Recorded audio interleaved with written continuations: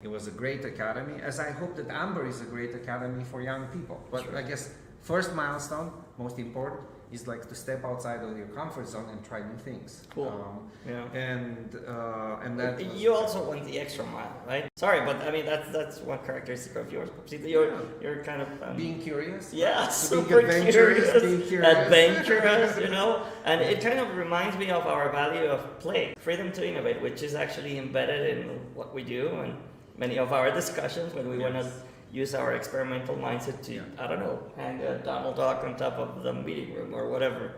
So, I think you have embedded that part of you and the group. Yeah, absolutely. So a second really important personal milestone for me was again stepping outside of my comfort zone, but in a new way. So I had this suite of corporate roles, went from director, senior director, VP, and I felt like I learned so much, super grateful for all of these experiences, but at some point it wasn't about learning anymore. It was about just, being an executive in a large company, right? And I felt that I'm kind of reaching a ceiling of how much I can learn about life and the world, right? I had traveled the world, seen a lot of things.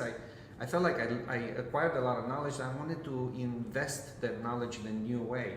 So the second really important milestone for me was to make the declick from corporate to entrepreneur, right? And I was always entrepreneur. Obviously, I started a studio, but I still worked for somebody, right? I didn't do it on my own, so to speak. So I was itching about to do that for like 10 years before I did it. But that's kind of interesting because you actually started working with Dragos while you were still at, what was it, Disney? Maybe? No, we worked at EA together, right? Yeah. And, No, but by the time you founded with him, Amber. Yes, no, he never worked at Disney. Like, he continued working at EA for many years after I was like out of the organization.